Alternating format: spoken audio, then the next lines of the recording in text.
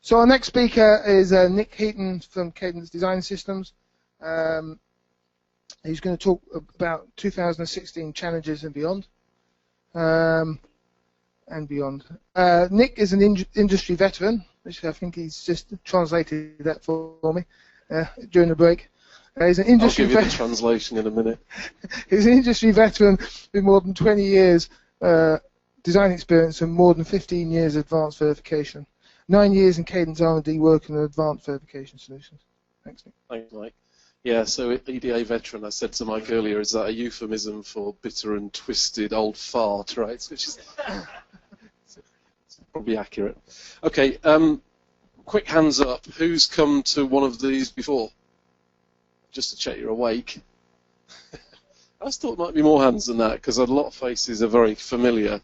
I've spoken at a few of these, so what I was going to try and do today was, what's interesting is every year we do this and we have challenges and, you know, EDA tries to answer what the solution is. Strangely, each year there is a repeat of some of those challenges, as in EDA can't solve the problem in one calendar year. So what I was going to try and do is rewind a couple of years, maybe, and we talked about challenges 2, 3, 4 years ago. This is the 5th one, apparently. Well done to Mike, number 5. Keep it going. What we want to do is, what I want to talk about is really some of the challenges and what we've done in the recent past, I guess some of the big things. I work in R&D, Cadence R&D, in System and Verification Group. We have a huge range of products, and apologies to some of the mixed signal people, I won't be talking about that. We cover, the domain I'm in is mostly digital, but I'm going to try and look at and talk you through some of the big ticket items that we're on the way to fixing some of the problems or addressing them in the near term, but I think there are things we identified 1, 2 years ago that are still problems that we're still working on. So it's still a work in progress is kind of what I'm trying to talk about today. Okay, so scalability. Scalability, what does that mean? I think we're all on this roller coaster of technology that just poses bigger and bigger challenges as we go to smaller geometries, and that's been going on the whole of my career anyway. So what do we mean by scalability? Well, the engines have to have bigger capacity. We want them to perform more. We want them to be more productive. So I want to look at those 3 aspects as we go through. And I think lots of people have mentioned some of the things I'm going to talk about. Use case verification. I guess the elephant in the room that strikes me today is that it's accepting that we cannot exhaustively verify what we're doing. Right? We can't do that. So for the bits that you can exhaustively verify, they're getting bigger, so you need the scalability, but you also need a different approach where, and this is where use cases come in, so I'm going to talk a bit about use cases and the rise of that, and it's kind of connected also to the rise of software as a part of the problem. Okay? I'm not going to go through this in detail. We're all aware we're building bigger IPs, more of them. We're integrating lots of third-party stuff, and we're also integrating a lot of software into this picture. So as verification people, we're being asked to do more and more and more. And I don't put on here probably the other cross-cutting concerns like, well, by the way, you've got to handle multiple power domains and clock domains, and by the way, you know, there might be some mixed signal in there. So there's loads and loads of challenges that verification people are being thrown at. There was a question earlier, I think, about how maybe the role of verification has that changed, and my personal opinion is, yeah, 10 years ago you might have one verification guy to do all the verification for the design. Now you almost need 3 or 4 specialists, because not everybody knows formal, knows UVM, knows embedded software debug, knows Palladium or hardware acceleration, whatever. There are so many different specializations. You need people with defined areas of expertise. Sure, people can span all of them, but I think that's something that's coming along, and this talks to this really. About I don't know the exact date. It may have been at the first one of these or the second one, but around 2011, 2012, we announced something called the System Development Suite, which is the idea that up until that point we'd had separate simulation engine and compile and build flow for that, and hardware, and then there was formal, and then there's a range of engines with different front ends. The Synopsys chap presented this morning arriving at the same conclusion. What we need for a productivity, so addressing some of that scalability aspect from a productivity point of view, you want to have a nice, easy transition between these engines. This is not as easy as it sounds, okay? Let me tell you, it is complicated, because there are lots of aspects we have in some domains that are difficult to translate. VIP is one example.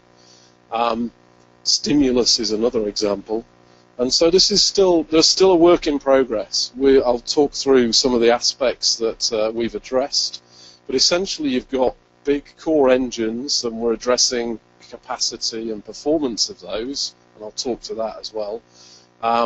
So, you build your simulator to go faster, you build your hardware to go faster, but that's not the end of the problem, right? You also need verification IP, you need planning and management to go with that across all the domains. So this is complicated as well. And if you look at it, you've got the core engine simulation, emulation traditionally, so when people talk about emulation, a kind of historical Palladium strength. But, there is test bench linked to that. Palladium is not just an emulation vehicle. You have FPGA prototyping.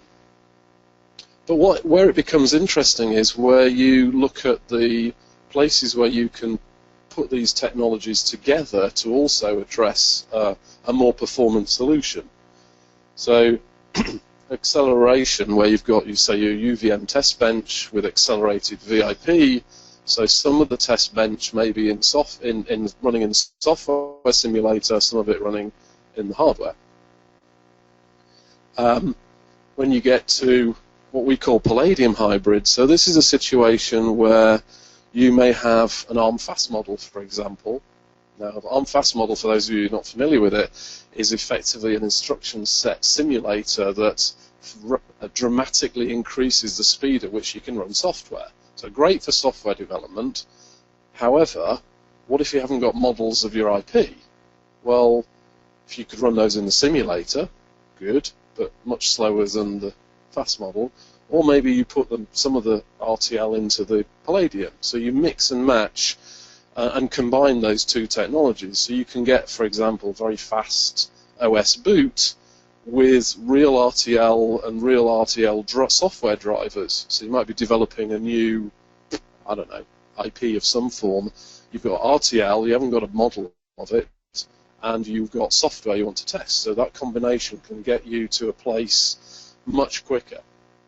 There's been a lot of mention of shift left. That's only really been a sort of a name we've given this to for the last couple of years, I guess. In some ways, it's probably the sexy response to trying to slow down the slide to the right, right? Because that's the problem. There's the scalability and capacity problems we have make the projects slide. They make them take longer, the software bring up to later. So shift left is just trying to keep the schedules we had from 10 years ago on projects today that are much, much bigger. And these technologies allow you to do that kind of thing. Start your software development earlier, even if you haven't got models. You can also use this in simulation, as I said, mixed fast models and simulation. And excuse me. And also combine any of these with FPGA prototyping. So let's step on to the next thing. How long have we done time? Okay. So the key things here we've got are, technologies that we've built that allow us to connect the simulator with Palladium. So hot swap is something kind of unique. And there was a lot of mention about FPGAs were the only way forward for hardware acceleration. Well, we beg to differ, and a lot of our customers beg to differ, because what we can do with the Palladium technology is hot swap, as in start the boot in the Incisive simulator, get all of the X's and all of the boot up rubbish that's actually quite tricky to debug in Palladium, or any hardware system to be honest, and then actually hot swap the state from Incisive into the Palladium, run fast, stop, hot swap back again.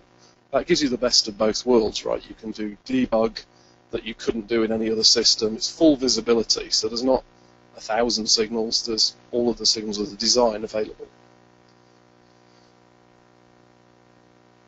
With common front-end compile, so this is addressing productivity, scalability, right? Common front-end compile, again, our competitors have got very similar presentations, and so it is a value add. The best example here is that you can do the bring up of your design on Palladium, so you get all the debug capabilities, but the same front-end compiler can then retarget FPGA. So now, if you have problems in the FPGA, you can always backtrack to the Palladium with its debug capabilities. So this is important because bring up, as we heard, is a challenge. Any of these big SoCs are a complex thing to bring up on hardware, whichever hardware it is. I'm going to skip over some of this because I've got a few more slides to go through.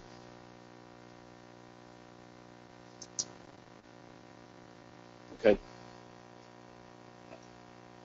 Let me skip this. So these are the common themes, really, combining simulation and emulation.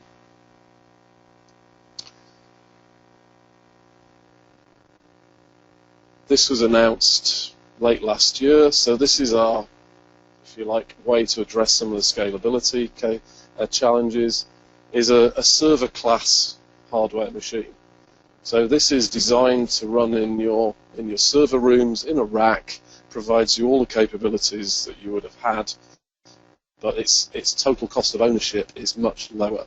And the numbers are kind of mind-boggling in terms of when I think back to my early days in EDA when there was Valid and people like that were building gate-level simulators. But yeah, so huge number of users, huge availability of these boxes, and all of the support for the hybrid technologies or whatever is now available to you in the same way that your simulation server farm is available to you.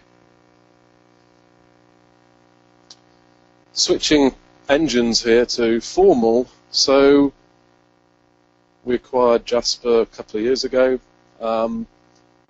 Fantastic array of apps they've made. I guess the traction from our point of view was ease of use of formal. Formal had been a very difficult technology to use, and Jasper's been adopted very heavily by the design community because of its ease of use. And we heard some presentations earlier about putting assertions into your design code. This is the right way, formal, from John, wherever he is. The key thing here is that there's a core platform. What we've been doing, we haven't been sitting on our hands since the acquisition. The goal here is to make formal an intrinsic part of our system development suite. So there will be formal assisted debug, same front end, so again consistent front end to your tools, formal assisted emulation, coverage closure, debug. So this is where you start to see the benefits of integrating a great formal technology into the whole system development suite.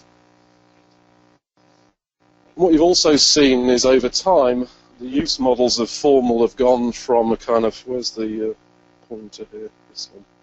So from the block level, obviously what you mean as a block and I mean as a block or a cluster, it varies from customer to customer. Some customers, just their low-level clusters are what would have been huge SoCs a few years ago. But the application of formal into these spaces, and you can see we're pushing up and into the SoC space. So this is broadening the use, again, productivity, scalability.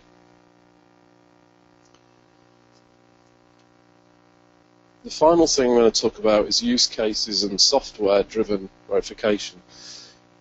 The great thing, one of the good things with UVM is that there is a common standard in terms of test bench creation, and it really addresses verification IP reuse. However, stimulus reuse is not really addressed. And use cases is an acceptance that we're not going to exhaustively verify our design. We have to cherry pick. Somebody said earlier in the presentation, we want to make sure we've got all the showstoppers out there. And use case verification, or use case driven verification, is really accepting that we can't test every possible use case of our design. We've got to come up with a prioritized list that say all these use cases must absolutely work, otherwise it's a dead piece of silicon. And so use case driven verification is something we've been working on, and it talks to both software and UVM driven verification. It's not exclusively software, but in the software space it's critical. I've met customers with tens and hundreds of thousands of lines of bare metal code built to test their SoC that's thrown away. That's really not very productive, right? What you want to be able to do is create bare metal software tests that you can reuse and automate the creation of tests. So I'm going to skip along here, otherwise, oops, what happened there? Why has it gone to out of presentation mode?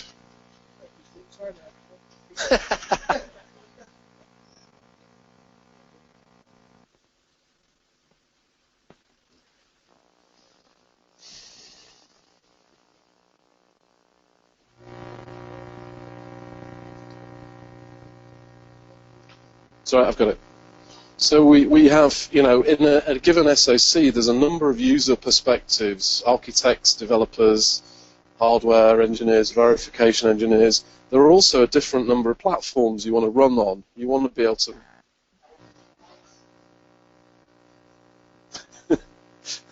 you want to be able to run on virtual platforms, simulator, emulator, all the engines. And at different scopes, so block level, so there's all these dimensions you want to be able to create content and stimulus particularly and really use it because it's expensive to create it in the first place.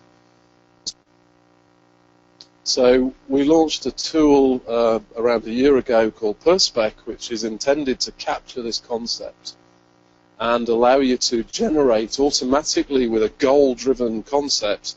You set the goals for your use case, and it will then generate a set of tests for you that all achieve those goals. Now, those tests could be in software, and that's predominantly where we're seeing growth in it, but it can generate UVM sequences as well, just as easily.